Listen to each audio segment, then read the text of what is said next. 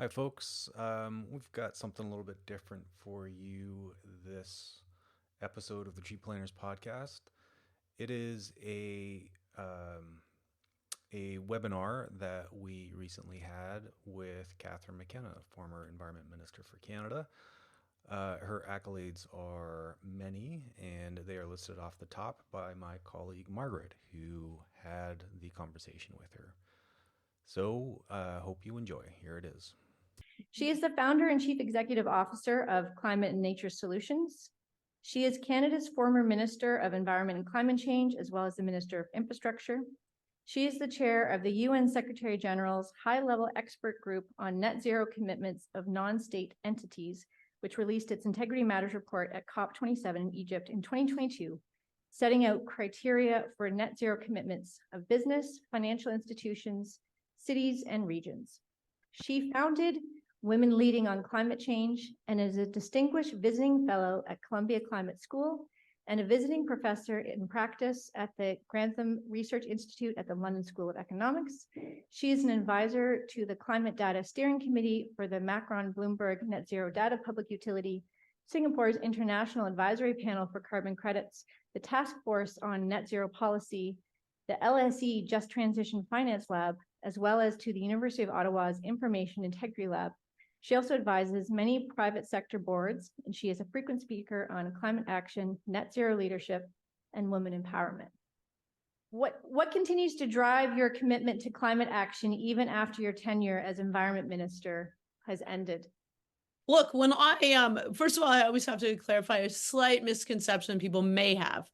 I did not leave politics because I was driven out, all the attacks. I actually just made a decision, and I was pretty transparent. I did a press conference. One was leaving to be with my kids, because I had been in politics since my youngest was 6, I think, and I have 3 kids, and they were getting ready. Well, they were in high school, and it had been through COVID. And secondly, I just wanted to work on climate. And I felt like there was, we'd done a ton in Canada, but we were going to have to wrestle with fossil fuel companies. And there's only so much that I can do. And there are a lot of things that have to happen globally, and a lot of the lessons that we learned, in particular, dealing with oil and gas, that I thought, and coal as well, that I thought could be useful. So I left. I wasn't sure what I was going to do. I just decided I didn't want to work for anyone else. You might understand, being in politics, people try to boss you around. I'm not very bossable, but they tried. So I just decided to start my own business. I actually have a number of my former staff, and we work on scaling climate and nature solutions. So scale is critically important. We work globally. But I also got asked by the Secretary General, totally unexpected, to do a report. It's got a very long, fancy name, but you can't understand it. Really, it was to set real clear criteria and standards for net zero. So 90% of global domestic product is covered by a net zero commitment. But the reality is we're not making fast enough progress. So there is a lot of greenwashing. So he wanted to be very clear about what was required. So that was unexpected. I did that. And I've done a number of things, but I only do things because I only do things that I want, that I think are important, and in particular that we're going to scale climate action. So that's what I do. And I will say my CV does sound kind of funny because I never had it all planned out. To be honest, I had started a charity that was called Canadian Lawyers Abroad, doing work globally but Yep. we intersected with climate, but my focus wasn't really on climate. I thought, oh, those climate people, I care about climate. That's part of the reason I ran, but I wasn't like, had been to all these climate conferences forever.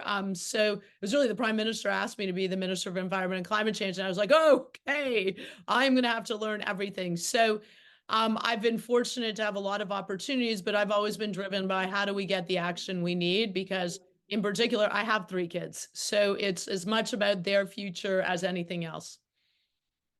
Excellent. And I think we share in common having kids, obviously. I find in those hard times when I'm not really sure about continuing on, or this is a little too tough. Someone said to me a long time ago, and I remember it very fondly, is when you kind of give up, you're taking the things that you can't solve and shouldering it onto your children, into generations that don't even, haven't even come to age of majority yet, right? So doesn't mean you have to self-sacrifice to the point of abuse, but also there is that internal push for me, and it sounds like for you as well, to make sure that we're doing the best we can to steward for future generations. I think sometimes what you were saying, about how climate people maybe misunderstand your situation and misunderstand maybe climate. When you get into the work, you start to see that there are the talking points of climate, and which aren't always well informed. And then there's those little lesser known pieces of climate action that can be very powerful and inspirational or hopeful. So what are some lesser known yet critical aspects of climate change and climate action, that the public should be more aware of, more than just like, carbon tax and that sort of, like, what are some things, there's some real meaty things that could possibly, help people understand this issue a little bit better? I mean, it's hard to know where to go with that. Like, heat pumps work. So if I could get everyone on a heat pump, there are people, because we have entrenched interests that say, oil and gas companies, they want you to stay burning oil and gas forever. But we have solutions. So I would say there's that. But I think that I was just doing a talk today at the Montreal Climate Summit. And people said, like, there's always this question, like, it must be hard for, because, there's always this, dichotomy, environment and the economy. Like, when I was an infrastructure minister, maybe a better example, because it was great, I had money. And I was like, every single dollar is going to get triple outcomes. I'm a mom, and we got to be very frugal with our money, and we got to stretch it. And I said, it has to get climate outcomes. It's got to create jobs and growth, because we were coming out of COVID. And it's got to deal with inequality. And I think the reality, actually, which is very interesting, is that you actually generally can achieve those objectives when you take climate action. You can also build a healthier planet too, like with addressing air pollution. So, I mean, you take public transit, and obviously public transit, it's got to be built. So it creates jobs and growth, but it also helps reduce emissions. And it is something that addresses inequality, because the folks that are most likely to use public transit are the ones that don't have other options. So that's people that are lower income, it's young people, it's seniors. And so I think that that's a way of thinking of it, because often people are like, affordability, how can you deal with that? And some people mean it like, they're just trying to be very difficult. And there are many people that don't want to do things. And I mean that more like oil and gas and entrenched interests, some politicians, sadly. But then there are others who are just questioning it. And I think, like, even putting, I will just address the elephant in the room, putting a price on pollution. We did it in the most affordable way, such that most people are better off. And why is that? Because if you, live in an apartment and you live downtown, you don't have a big carbon footprint, you get the same amount of money as someone who has a massive house and multiple vehicles and a cottage. And so it's always trying to be thoughtful. So that's kind of like, maybe that's a bit meta. No, it's But great. it's just looking at climate from a different way. Like, I do think when we think about what solutions there are, like, the health angle, I think, is really important. And when we think about multiple benefits, so when we have public transit, or we have active transportation, we have bike trails, we have walking trails, like, that's also a better lifestyle and a healthier lifestyle. And I'm telling you all of you this, and you already know it, but I think how we communicate to people about climate action, because as I like to say, I should have my mug here. I had all these sayings. My staff would laugh at my sayings, but I'd be like, climate is the thing. It is an everything thing. And it is true. Climate is a national security issue. We have subs in our north that are going through because we have we have thawing ice. It's a health issue, because look at our wildfires. Look at what it did in terms of the air quality. As my friends in the US say, oh, great, your greatest export now is smoke. It's an indigenous issue. Indigenous communities are the most impacted by climate change, but they also have solutions. So you can literally go across the board and make climate an everything thing.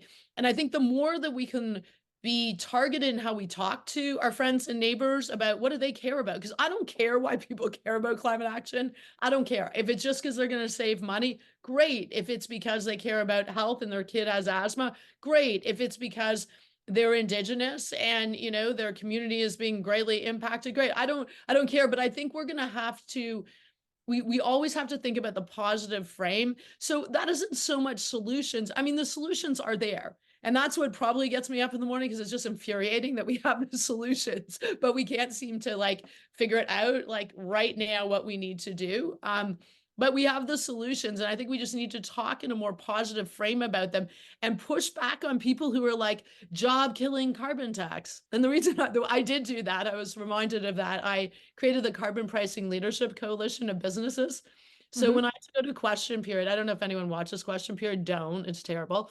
But I had Pierre Poilievre. He'd ask me every single question. He was my critic, so I'm very familiar with him. This is not a news story that he's on carbon pricing, but I had this list. So he would say, job killing carbon tax, what are you going to do? Blah, blah, blah, blah. And I just read. I had all these companies. I had the largest companies in Canada that wanted a price on pollution because it would create the incentive for them to be able to invest in clean solutions.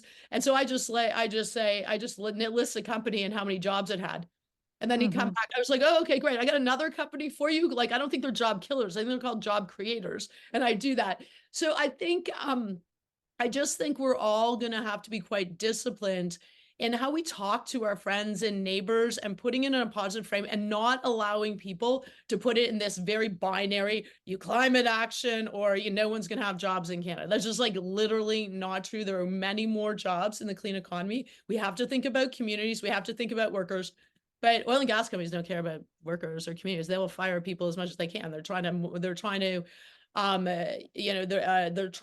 I trying to say? They're trying to, I want to say computerize.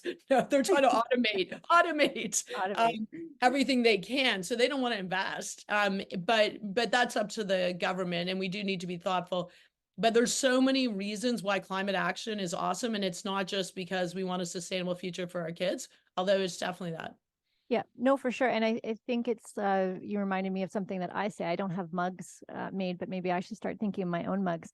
One of the ways we talk, or we used to talk about climate action, like as a whole of society, was this idea of, I always say, like pipelines and polar bears. Like if you're not impacting one of those two things, and you're not doing climate action. But climate action is how you build your community.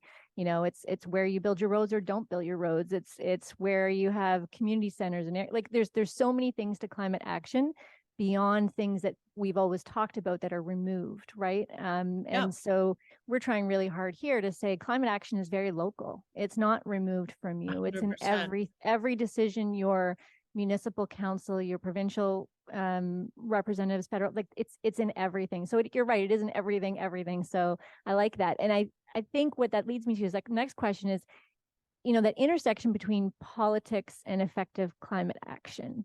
Not always a happy marriage, but how has your understanding of that marriage or intersection evolved from your time in office to now outside of engagements outside of office? I mean, look, when you're in a role like mine, all you think is like every nail, the hammer is government. So you're always like, oh, got to do everything. Government's got to do everything. But the reality, and I see this sometimes even, when I look at my own party, I'm like, oh, politicians will break your heart. And so the reality is you're not always going to get the government you need to deliver on the policy. But that doesn't mean you give up. So when Trump came in, I was like, okay, everyone stop crying now. Like that, we can't do that. We're just going to have to move forward. And there was this we're all in movement in the US. So that was businesses, cities and regions that really stepped up and demonstrated that they were still moving forward. Globally, I created the Ministerial on Climate Action, and it was with China and the EU. It was a very different time with China, but we needed to have a bulwark against the US and say, look, we're moving forward. So I think that there really is an important role for every other actor. Like, hopefully politicians do the right thing, and voting matters. And we need to emphasize that to folks. Like, yeah, you can be, you have imperfect choices, but the reality, there are real consequences to decisions. But you're not always going to get good politicians. Like it was very hard. I came in, it was kind of great. I had the four major provinces all had a government. They were of different political persuasions, but they believed in climate. So that's how we built carbon pricing. We basically said, you can do a cap and trade system, you can do a direct price and fill your boots. If you don't do it, then we're going to have a backstop. And then suddenly we lost like Ontario, the most moronic thing ever. They got rid of cap and trade. Like the businesses are like, what? They had some certainty, they were moving forward, but that was the first decision. We saw then Alberta fell. And then we saw it was, it was a cascading impact. We did win 2 elections, by the way, on carbon pricing. My first one in 2019, I was petrified. I was like fighting every single day. I'm like, we can't lose election. It'll be all my fault. But we won. And I think that was because people, were committed and they voted. So, I mean, I think we can't just hope that government will solve everyone's problems. And in any event, that's just not even the reality, because while the federal government has a target and everyone's like, well, is the federal government going to meet the target? I was like, okay, well, the provinces have to do things because they're in their jurisdiction, or cities and regions have to do things, or business has to step up and do things. And so that is really important. And that's how you create an ambition loop. So an ambition loop is really like, in the context, say, take a government that is not that committed to climate action, maybe it's time for businesses to really step up and push governments to do more. Say, like, we want this, because often governments will listen to business, and they need to have folks that are pushing them or supporting them. I mean, I don't know if that's a satisfactory answer. I mean, certainly elections matter. Certainly it's 100% better to have a government that's committed on climate action, but we also need everyone else to be all in. And we need, we need support. Like when I was in government, I needed support of business, and I could build on when subnationals, so provinces or municipalities, did things. It was easier to build on those things as well. So I think there are a lot of actors in the ecosystem. It's not just one, it's not just one level of government, it's multiple levels of government. It's multiple different players, from businesses to financial institutions, to, local organizations. And sometimes other actors are really going to have to step up if you're going to have politicians that aren't. Yeah, no, But I love that. elections I matter, love so that. vote. So vote for parties. I'm going to tell you how to vote. Vote for parties committed to climate action if you want to see climate action. Yeah, and also remember, climate action is an everything thing. So you're not just voting for climate action, but you're voting for other things as well, right? Equity and accessible communities and smart growth. And I think you bring about a really interesting point when you're talking about putting too much faith in politics. I'm paraphrasing here, so I don't mean to interpret in a way you didn't mean, but I think there is a dominant feeling of that politics is the main power structure, right? They are the ones with all the power and authority, and yet there's other types of power in communities, non-official type individual power. So you've experienced all those various forms of power, from official to grassroots movements. And when you're talking about this, it makes me think that there's probably power structures that people turn to and think they're going to lead them the right way. So those are power structures that need to be reformed. And maybe there's other power structures that need to be strengthened to advance climate action effectively. So how do you think, like, are there types of power that we should be focusing more on, and ones maybe that we should either restructure or focus less on, depending on the situation? Well, I mean, I could go to proportional representation, which my government did not do. I mean, that would have an impact, I think. Although you're seeing in Europe that now you have right-wing parties actually, gaining a lot of power, and so they're combining. But that would definitely have an impact in terms of, power structures. Maybe social media, that's a real problem. We got to change social media, both because of online hate, but also massive disinformation. So I do a lot of work on that. But I've been thinking about this a lot because, like, look, we might get a Trump administration. Last time I did not think it was going to happen. I was at a party with the US ambassador with a whole bunch of people, and I had my daughter with me, and she's like tugging at my shirt. And she's like, Mom, it's not looking good. And she's 8. And I was like, oh, no, it's fine, it's fine, it's fine. And then I get a call then I'm kind of looking over. I'm like, oh, no, this looks kind of bad. And then I get a call from my chief of staff, and he's like, the cameras are on you. Get out of there now. So obviously I was surprised, but we can't be surprised this time. So I've been doing some, thinking with others about power and transformational change. And I think we have to, stop thinking about governments, but we also give power to the people. I mean, there are so many people who actually care about climate action in one way or another. Like even farmers who may not say climate change, in Saskatchewan, they know that that they're changing weather patterns that are having a massive impact on their crops.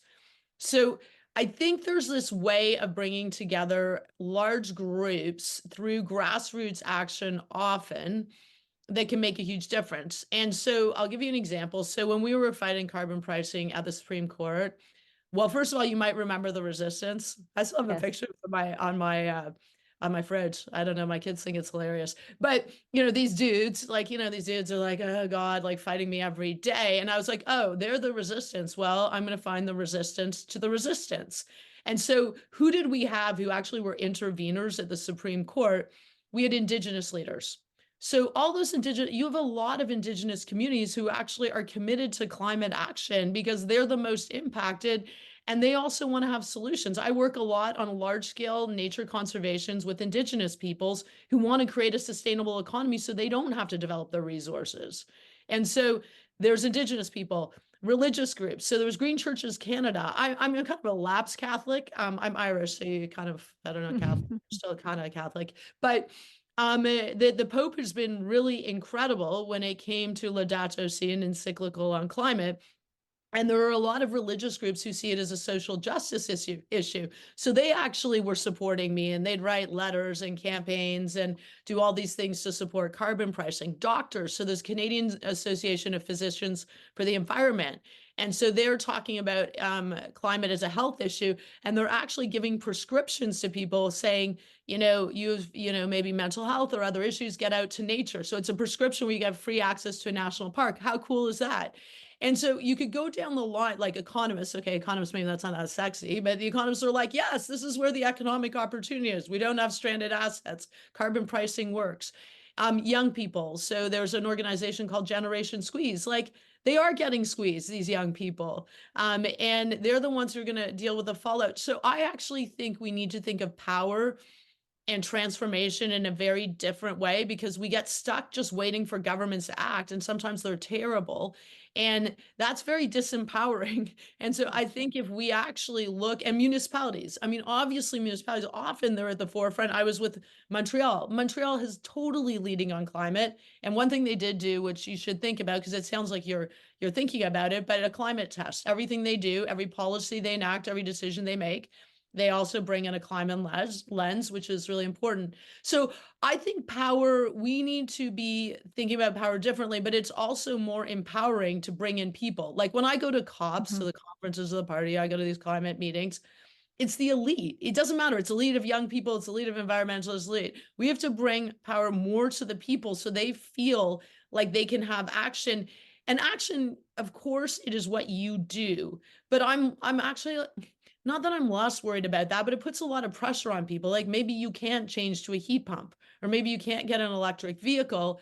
But I think that, if you are scaling action, working with other people, pushing, for political parties to do better, or pushing for more funding for whatever your community needs, or doing all of these things working together, I think we can actually have the scale impact that we need, and we'll feel better about it because we'll all be working together, and you won't feel like you're all on your own trying to, roll a rock uphill. That you're actually part of this transformation. Yeah, no, absolutely. I think that's where, our coalition's been around since 2015. And the work that the member groups do, some of them are ratepayers, some of them are climate activists, some of them are social service groups, healthcare groups. But there's always a vision about, hey, actually, we really want to build something better for tomorrow than what we have today. So I know that we have a couple of questions online, but I want to ask you, I really enjoyed that explanation about power and thinking about it differently. And so with that kind of jump off point, we've got a lot of community advocates listening to you in person and then online. What advice would you give to those community advocates to enhance their effectiveness, whether it comes to embracing their own power or engaging with politicians on environmental issues? Well, I mean, like, look, the Greenbelt Coalition, or everyone that decided that they cared about the Greenbelt. I mean, ironically, Doug Ford actually put in legislation what no one else had done to protect the Greenbelt, just to kind of cover his ass, really. But that was people power. So I think these coalitions where you bring together folks that are unusual suspects, like farmers with environmentalists, with folks that are in rural areas. I mean, the more we can do that, obviously, the better it is. But I think that one thing that is really important, and I really work hard at it, is trying to talk like real people talk. And I'm sure you do. I mean, you sound like you do, Margaret. Everyone does. But I hang out with, environmentalists and climate people a lot, and I'm like, no one understands what you're saying. Like net zero, even adaptation, mitigation, 2050. Like everyone's like, what are you talking about? And so I think that is really, really a problem. And it's even like when we started with carbon pricing, like I was like, okay, how are we going to talk about this? And so we started with carbon tax, but I didn't really start that, but just imagine you started carbon tax. We pulled on it. Terrible. No one wants taxes. And then we did carbon pricing. No one really knew what it was, but it was definitely pulled better. And then we did a price on pollution, a lot better. People don't like pollution. They think there should be a price on pollution. And then the epically good one is when you can say, well, should it be free to pollute? Or it can't be free to pollute, because you can go into a grade 4 class, and I would do this often. I'd say, hey kids, do you think it should be free to pollute? And they're like, no. So, you kind of hit the sweet spot when regular people and kids are like, yeah, I totally get it. So I think that is important. And related to that is what I said before, is just going to where people are at. People are going to care about things for a whole variety of different reasons. And once again, I don't really care why people care about climate action. I don't think we should care.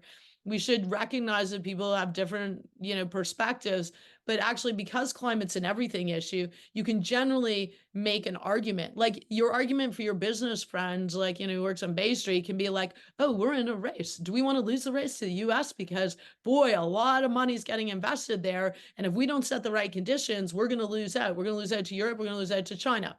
Like that's I think we have to really think hard about how to do that, because I think sometimes it can feel like you're guilting people. And the last thing, randomly, I don't know if anyone knows Michael Mann. So he's like a world leading climate scientist. And I just saw on Twitter, he gets a lot of hate on Twitter, but luckily the two of us, we don't care. We're still there. And I saw he was in Ottawa. I was like, oh my God, he's at the Writers Trust Festival, and we defend each other online. So I went and saw him, and he came to my porch, and we had a drink afterwards. And we were talking, and I said, like, what is the most annoying, or what gets you down? He's like, when people say we can't do it. He's like, we can reach 1.5. Yeah, is it a stretch goal? It's a stretch goal. It's bloody hard, but hard things are hard. And we have the solutions. So we just have to keep on keeping on, and not, sometimes it's easy to kind of diminish asks or what we're pushing for. And I said to people when I was a minister, I was like, no, be on the streets and tell us, we suck sometimes, because we suck sometimes, because it only helps me. When people would do that, people thought they were making me feel bad. I was like, no, we bought a pipeline, make us feel bad. Like then I can get more action in a whole bunch of other areas. And so I think we should also just be real. Like don't go by halves because you think that is what people, especially politicians, want to hear. They will do that anyway, don't you worry. Like I think you just have to be pushing the ambition, and also have the can-do attitude. So I'm a competitive swimmer sort of still, which is funny. I do some races, much lower than I used to be. But when I was a kid, or actually I'll put it in better context. I can't see anyone's hands, but does anyone know Summer McIntosh? Yes. Okay, Summer, if you don't know Summer McIntosh, you will know her this summer.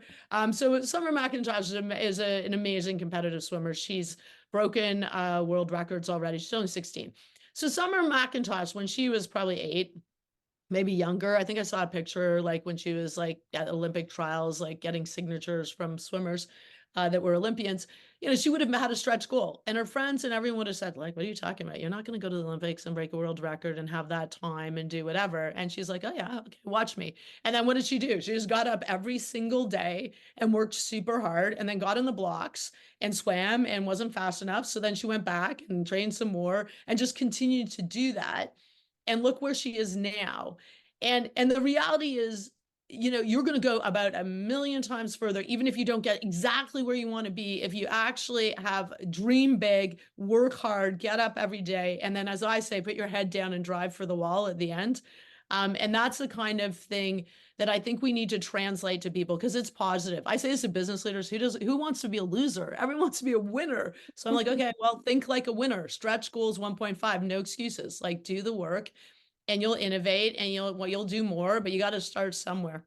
Yeah, well, you're really making me feel better, because there was times when we were hoping to have a lot of the area in Simcoe County covered with more protective land use policies, including the green belt. And we were thinking, like, why not get ahead of developments, section off the areas that we know are important to us, and then also build communities in the areas that are already established, right?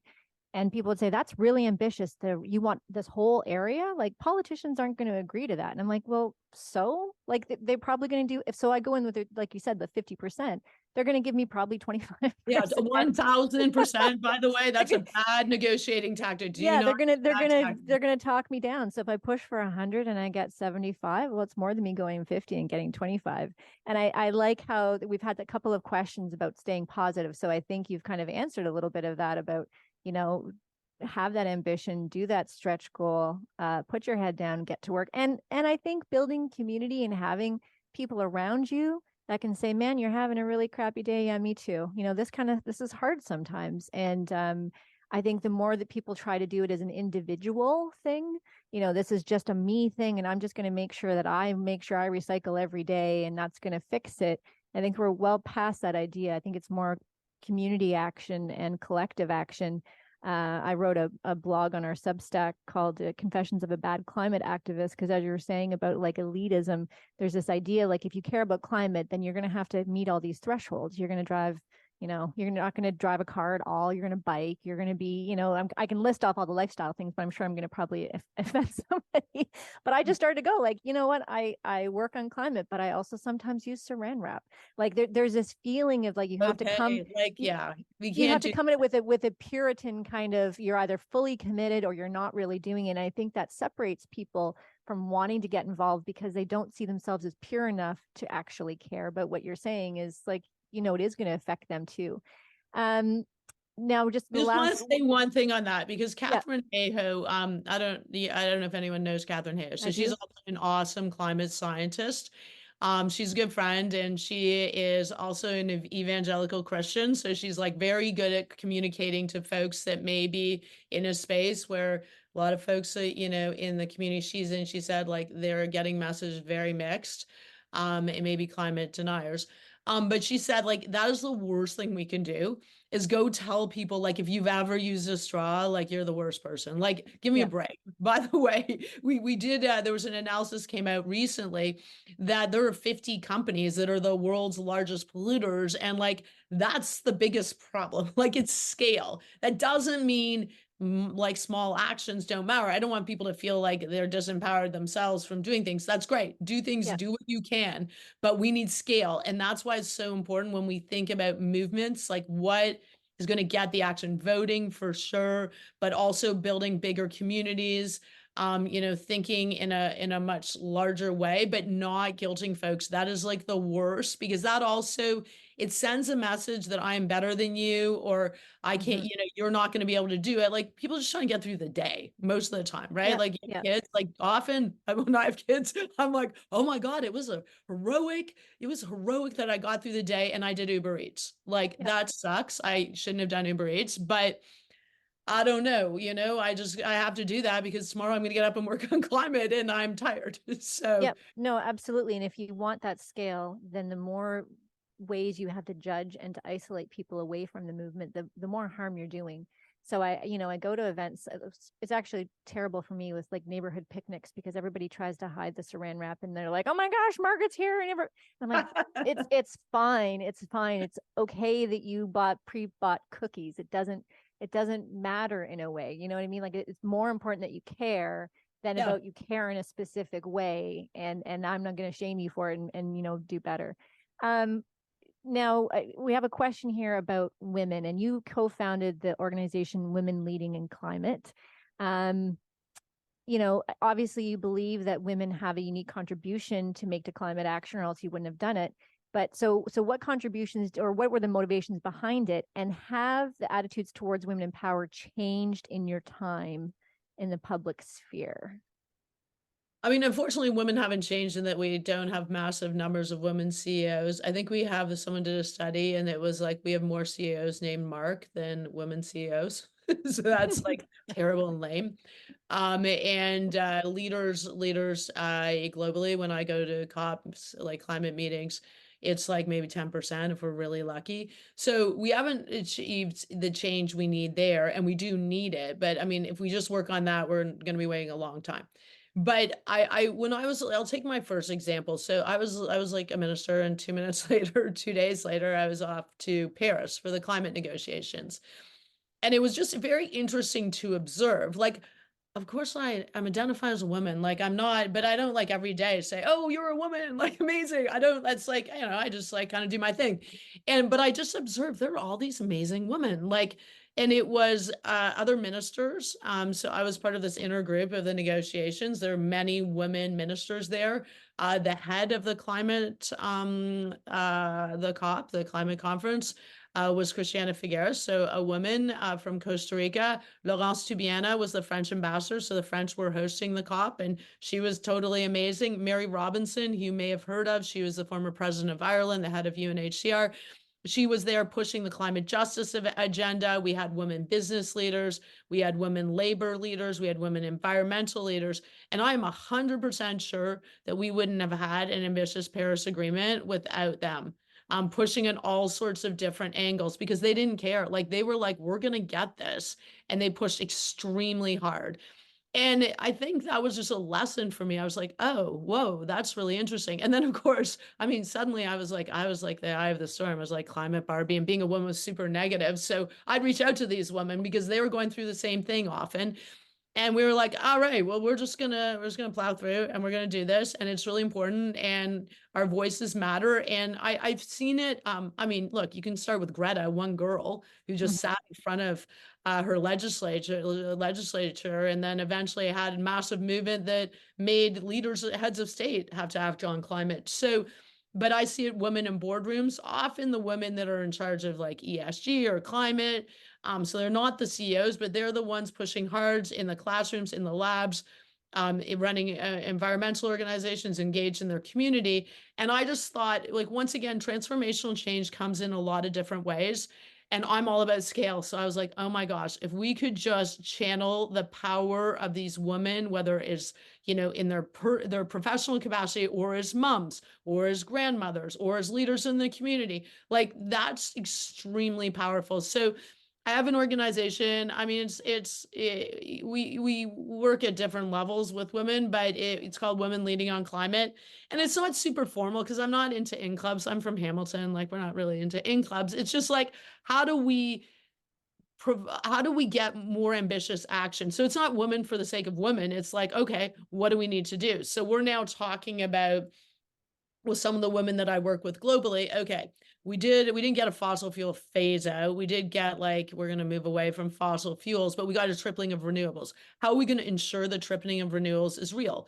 That the countries actually in their new climate targets actually have policies that are going to enable that. And we got to continue to push fossil fuel phase out. And so we're like brainstorming, where are we going to do it? What are the moments? How can we each bring groups in? How can we get women business leaders pushing governments because they need to hear those voices? So I just think it's really powerful. And I think that my book club, I realized the power of women because like everyone was like, oh my gosh, it must be terrible for you. It was definitely really, really annoying. And that's an understatement, but I would call it my book club. It wouldn't even be book club night. And anyway, I wouldn't have read the book because I had no time. And I'd be like, come to my house, emergency. And like, I don't know how many of my girlfriends, but they would just show up at my house that night. And they didn't, and that was also powerful because I just knew they had my back. And so of course, men are super important and we need men to support women. But women, I have just found, I won't say the word, but I say no, whatever. But they just like, they get to work. They aren't, dramatic about it. They most of the time don't care about like, getting super recognized. Often they're low key, but they are the movers, shakers in the communities. They make a lot of decisions in the household, but decisions that can have broader impacts. So I just think it's really important to bring women together as another way to get transformative action.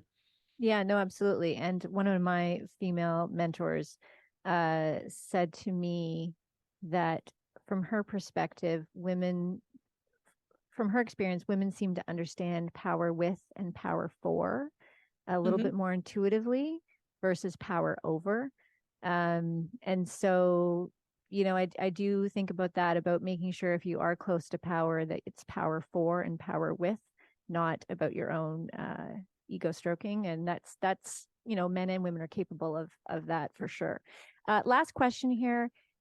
We're moving forward. The polarization, as you can see, is growing, and there seems to be a real increasing urgency surrounding environmental issues.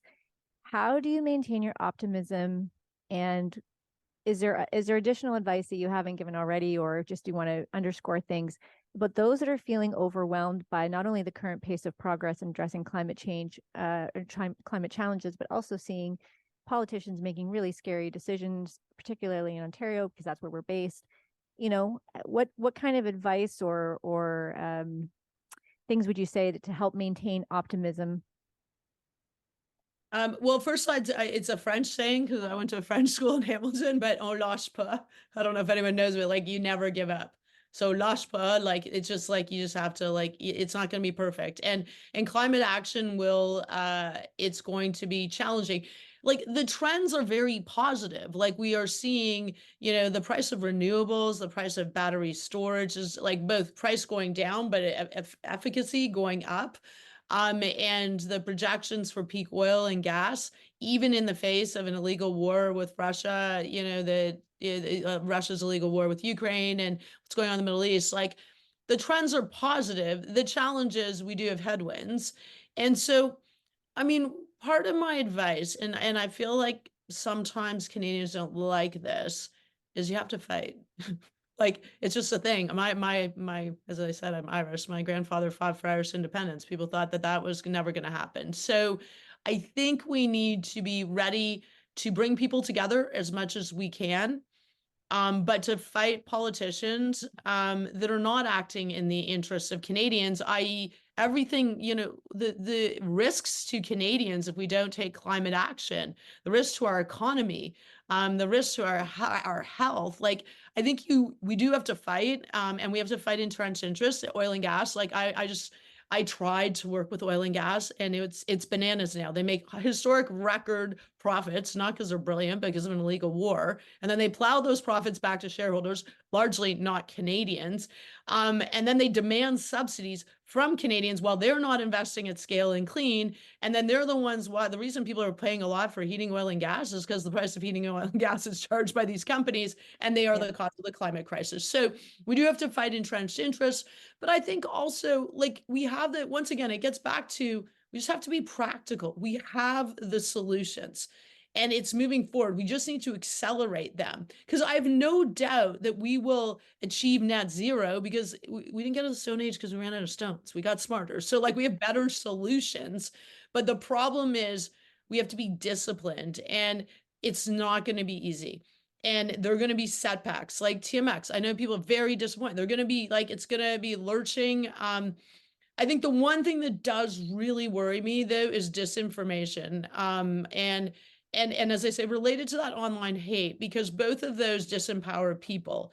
Like disinformation literally gives people the wrong information, and so then they believe things that aren't true. And we are seeing some indication that levels of understanding that climate change is man-made and real, going down, including in Canada. So obviously that's a major concern. Although we're now getting into the space that it's like too expensive. Like there's other campaigns that are going on that, you can do lots of LNG. That the solution to fossil fuel climate crisis is more fossil fuels. But there's that going on. But related to that is online hate, because it is true. Like, who wants to go into politics right now? Yep. Like I didn't leave because I was pushed out. To be honest, sometimes I was like, this is great for a fight, because like I look like a normal person just trying to do my thing. And like I have these people putting stickers, Doug Ford putting stickers that don't stick on pumps, penalty of huge fines. So, I would kind of use that. But, for regular people, the idea of going into politics, in particular women, if you're a minority member of the LGBTQ2 plus community, if you're Indigenous, like, it's not a really nice place. So hate is a real problem. So we unfortunately have to fight multiple things at the same time, because we do need good politicians going in. But look, I just think we can do it. I think we can do it. I think one, it's inevitable because people are now seeing the impacts. It's not like this thing like, oh, in the future, you're going to see these impacts, climate change. We just had the worst wildfire season. We had to evacuate a capital. Like their kids couldn't go out and play soccer. We had a child who died because they had asthma and the air pollution was so bad. So I think there are multiple factors, but we are going to have to fight and we're going to have to be disciplined, i.e., you have to figure out scale. Like, what is the most important thing? So, we've already said it. It's not like guilting your friend because they're not perfect. It's like really being disciplined. Like, our biggest source of emissions in Canada are oil and gas. That's just like a fact. They're going up. It's 33% of our emissions. We have to focus on the thing and not get too distracted on everything else that we have to do. I mean, there are major things we have to do by buckets. But I actually, I don't know, maybe it's just my nature. Like, I'm just like, I don't know, hard things are hard. We can do it. We have solutions. I wouldn't do it if I thought we couldn't do it. It's like my riding was very hard. I had to run for 2 years and we knocked on more than 100,000 doors, but I knew we could win. I wouldn't go do it if I didn't think we could win. So we can win, but we will need people. And I think just anytime you're talking to your friends or neighbors, like, there are always opportunities to have conversation, not directly about climate and like you should care and then they feel guilty, but you can talk about, oh wow, like this is really bad, weird weather, like we're really seeing the impacts of climate change. Like then they can think about it, or I don't know. I think that there are different ways. Everyone has their own ways to speak to their friends and neighbors. I do think the polarization is problematic, but I think it is actually overplayed. I think it's a lot driven by politicians and bots and special interest groups. It doesn't mean that it isn't real and having an impact on people. But I do think it's probably less than we think. One thing I would love, and probably, I think you've probably all heard about it, but citizens assemblies. Like, I think if we did some citizens assemblies on climate, I think you could bring, having seen how they work, that you could bring together different folks. So you could bring an oil and gas worker together with someone from downtown Toronto, with an Indigenous, leader from a community, or just an Indigenous, just a regular person from an Indigenous community, a young person. And I think we could come together. If you understand the parameters of the problem, you understand the science, you understand what solutions are, you understand the jobs piece and everything, you could get actually better solutions. So I'm somewhat hopeful that we can move to that model sometimes, and in communities there's an opportunity to do that. France did it, and they banned short haul flights. There was no way politicians would ever do that. So I think that there are other tools and innovations we can use, but the most important thing is people do not give up. Do not give up under any circumstances. It's too important, and we have the solutions. But we're just going to have to keep on keeping on, and we're going to have to bring on broader groups. So as I said, like, there's ways to reach people. And I think like religious groups, really good opportunities. Social justice is so critically important as an angle to climate. Yeah, no, I agree. I think building that community, not trying to do it on your own, and recognizing that when you engage in a fight, it's not going to be roses, and like it's not all going to be easy. So I think preparing for that, and also we tell people, try to find joy throughout the day. Like, this is supposed to be making the world better. If you make your world terrible by you hate your life because you're just so stressed out all the time, like, you're not really no, have fun. I also say that to people. Like, it has to be fun. Like, if you don't think I have fun in life, I mean, sometimes I think things are just ridiculous and I laugh. And like, maybe that's my way of dealing with it. But yeah, you have to have fun. Remember my book club girls? Like, I called them up and we'd have some glass of wine and potato chips. I'd be like, this has happened. And we didn't talk about terrible things. We just talked about our kids or whatever. So you have to make it not a grind. Like, this is like, it's a long-term project. So also have fun. So hopefully all of you will hang out afterwards, and I don't know, like, well, we've had free pizza already. We've had fruit, like, it veggies. doesn't get better. Doesn't get better. We've had a great time, and I just wanted to thank you so much for your time. I'm sorry about the audio, but I think your words came through, and just really appreciative of your time and the wisdom you've shared with all of us. I know for everyone that's connected to us listening, that we all don't want to do the grind, but we're also doing it together. So that makes it worthwhile. So thank you so much, Catherine. Thank you. Thank you for the inspiring talk. And to everybody else, have a great evening. And I thank you so much for attending. Thank you. Bye. Bye.